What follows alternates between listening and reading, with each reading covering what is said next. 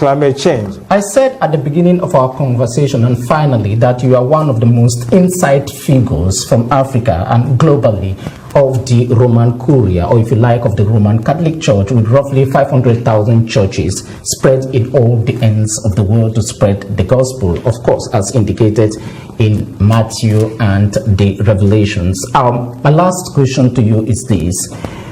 You are a cardinal elector.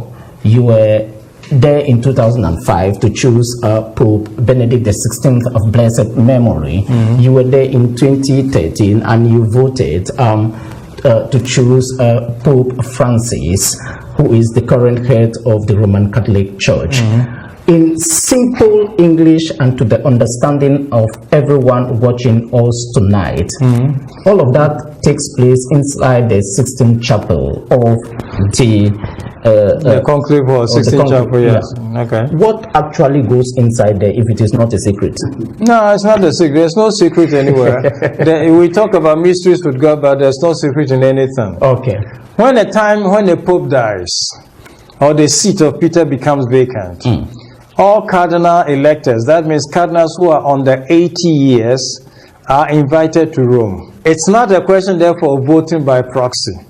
Okay? You need to be there physically. Okay. So they come to Rome. Normally, lately for the past few years, we try to keep a number of about 120 electors. Okay. At any particular event, it may be slightly less or whatever. Okay. In the last two conclaves, we just had about 115 and 118, whatever. So they are invited to Rome, and they come to Rome. What do? They hold a series of meetings, okay, for a week or two, to try to create a vision about the Catholic Church in the world. What is the Catholic Church in the world today? Okay? They try to inform themselves. So coming from different parts of the world, each one comes with his contribution about what the church is. So it's to create a global vision of the Catholic Church. On the basis of that, they sometimes propose suggestions and solutions. And then they go into prayer, a kind of retreat. Have somebody to come preach. Tell them about the importance of the task that is ahead of them. And give exhortation and advice.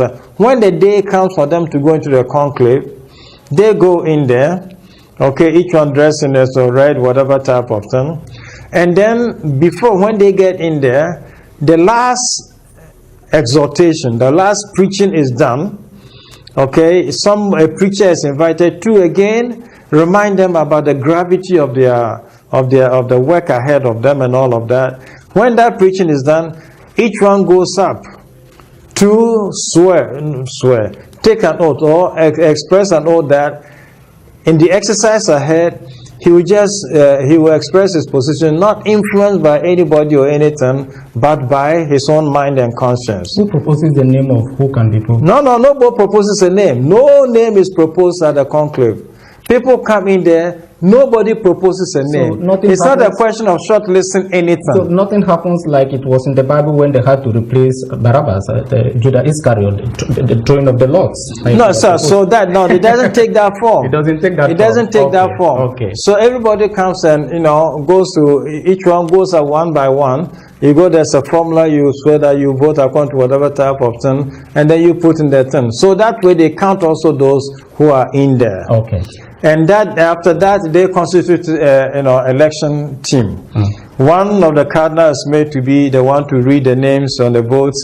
The one, another one repeats it, and then the second one with a thread pierces through that. So each one then goes up to vote. Okay, in front of you will be just a list of names with sheet of paper. And when you take it and you write to the person you want's name on it, and you fold it. And the name that appears most becomes the Pope. Sure.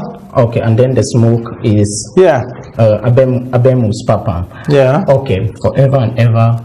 Amen.